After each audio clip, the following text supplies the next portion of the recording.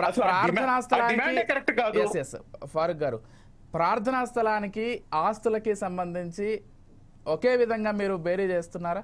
ప్రార్థన ఇప్పుడు టీటీడీ లేకపోతే సరే తిరుమల సరే సార్ దేవస్థానం అనేది పూర్తిగా ప్రార్థనా సరే స్థలం. సార్ అది సరే సార్ ఒక పని ఇప్పుడు చేయండి సార్. ఒక మసీదుకి సంబంధించో ఎండోమెంట్ భూముల్లో నన్ను తీసుకోండి పోనీ. నాకేంటి సార్ పని అసలు? ఓకే సరే, ఇంకో నాకేంటి విషయం, పని? నేను ఎందుకు ఇంటర్ఫియర్ కావాలి? మీకు బాగా గుర్తుండే ఉంటుంది, తమిళనాడులో నాకు తెలిసి మొత్తం దేశం మొత్తం మీద ఒక 30 వక్ఫ్ బోర్డులు ఉంటాయి.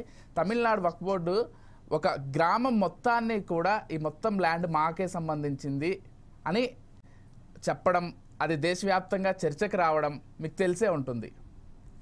ఏం చెప్తారు దాని గురించి? చాలా స్పష్టంగా ఒకటే చెప్తాను సార్. అనేకమైనటువంటి గ్రామాలు, మీరు ఒకే గ్రామం చూపిస్తున్నారు, నా దగ్గర ఒక 5-6 ఎగ్జాంపుల్స్ ఉన్నాయి.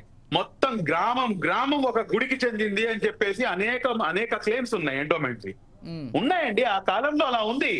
ఆ కాలంలో మొత్తం కూడాను ఒక రాజుగారి లేకపోతే ఒక మాన్యం ఆ రకంగా ఉండేది. ఇది కేవలం 1 సైడెడ్ గా చూడమాకండి. కాయిన్ కి 2 సైడ్స్ చూద్దాం మనం. తప్పు ఏమైనా ఉంటే కనుక తప్పుని తప్పుగా ఖండిద్దాం. కానీ న్యాచురల్ జస్టిస్ కి విరుద్ధంగా ఎలా వెళ్తాం చెప్పండి సార్? అది ఏ మాత్రం కూడా సమంజసం కాదు కదా. ఇప్పుడు మొన్న పెట్టిన ముసాయిదా బిల్లులో 2009 తర్వాత వక్ఫ్ ఆస్తులు డబుల్ అయ్యాయని చెప్తున్నారు. గతంలో ఏమున్నాయో అంటే, ఇది నేను చెప్పే మాట కాదు, సాక్షాత్ ప్రభుత్వమే తమ బిల్లులో పేర్కొన్నటువంటి అంశం ఇది. 2009 తర్వాత వక్ఫ్ ఆస్తులు డబుల్ అయిపోయాయి. రైల్వేస్ తర్వాత, ఆర్మీ ఆస్తుల తర్వాత దేశంలో అత్యధిక ఆస్తులు కలిగినటువంటి సంస్థ ఏదైనా ఉందంటే ఇది వక్ఫ్ సంస్థ. ఏ విధంగా కొన్ని సంవత్సరాల్లో, గత 10 సంవత్సరాలు డబుల్ అయ్యాయనే ప్రశ్న.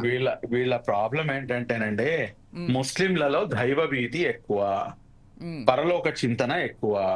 పరలోక చింతన చేసి వారి యొక్క పరలోకాన్ని, వారి యొక్క ఏదైతే ఇక్కడ కాకుండా వేరే ఏదైతే నాకు మరణానంతర జీవితం ఏదైతే ఉందో అక్కడ నేను బాగుండాలంటే కనుక నేను పుణ్యాలు చేసుకోవాలి అని చెప్పేసి ఆలోచించుకొని వాడు ఇప్పుడు నేనున్నాను సార్, నేను ఖచ్చితంగా నేను సచ్చే ముందు నేను సంపాదించిన ఆస్తిలోంచి కొంత భాగం నేను వక్ఫ్ చేసి పోతాను. నేను ఎందుకు చేసిపోతాను?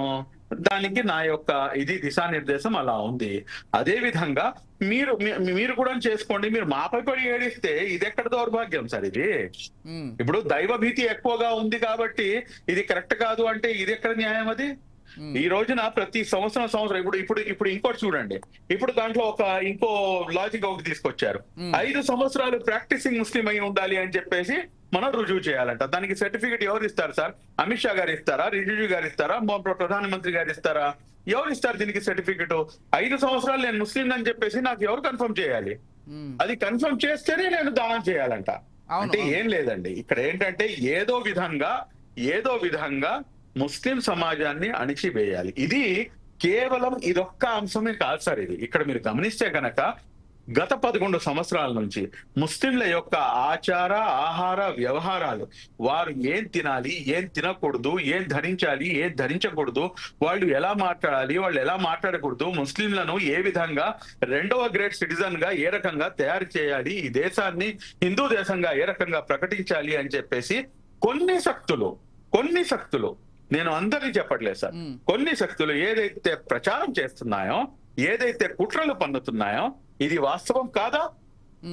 ఎందుకని చెప్పేసి మీరు ముస్లింలపై క్షణం మీరు ఒక రకంగా ఏంటంటే వాళ్ళపై ఏమంటారు, ఎక్కడ లేని కోపాన్ని, ఎక్కడ లేని విషాన్ని మీరు చిమ్ముతున్నారు. ఈ రోజున మీరు వక్ఫ్ బై యూజర్ తీసేస్తామని చెప్పేసి తీసుకొచ్చారు మీరు ఒకటి. ఆ వక్ఫ్ బై యూజర్ కేవలం ముస్లింలలోనే ఉందా? లేదండి. మీరు కావాలంటే ఎండోమెంట్ యాక్ట్ చూడండి. ఎండోమెంట్ యాక్ట్ లో టెంపుల్ బై యూజర్ అని ఉంది, అదే విధంగా మట్ బై యూజర్ అని చెప్పేసి ఉంది. చాలా స్పష్టంగా ఉంది.